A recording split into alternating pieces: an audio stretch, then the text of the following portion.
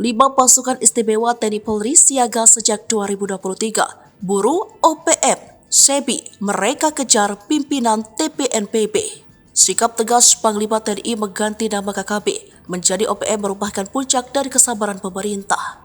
Sebab selama ini TNI Polri menggunakan cara humanis dan menahan diri. Padahal 5 pasukan elit TNI sudah siaga sejak 2021 hingga 2023 di Papua.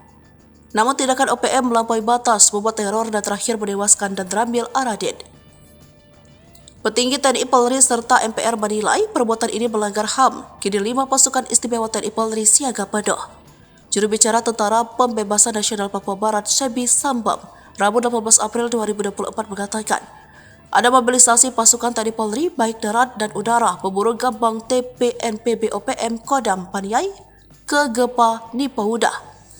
Berikut daftar pasukan-pasukan elit TNI yang ditugaskan mengejar OPM. Pertama, pasukan Setan TNI Angkatan Darat.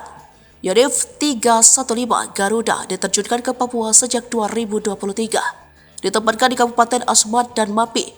Jumlah pasukan ini terdiri dari 108 personel. Tetapi dibekali kemampuan khusus dalam melaksanakan operasi militer perang, seperti teknik menembak jitu, taktik dan teknik pertempuran dan pertarungan kombat jarak jauh. Kedua, Kopasgat TNI Angkatan Udara.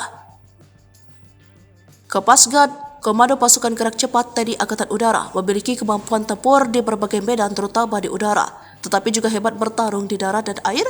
Kopasgat diterjunkan awal Januari 2023 dan siaga di bandara di Papua. Ketiga, Kopassus. Komandan Pasukan Khusus TNI AD terlibat dalam operasi memburu OPM di Papua sejak Mei 2021.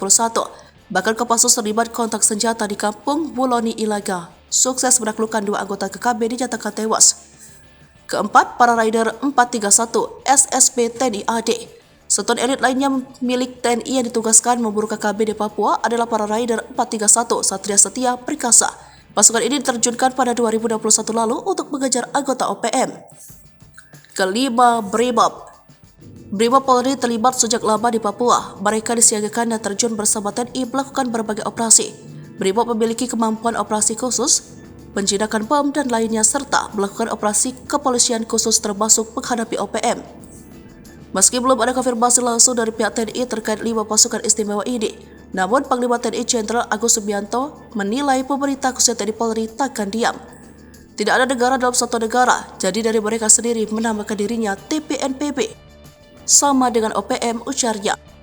Mereka melakukan pembunuhan teror kepada guru nakes pembunuh masyarakat TNI Polri. Saya akan tindak tegas, jelasnya.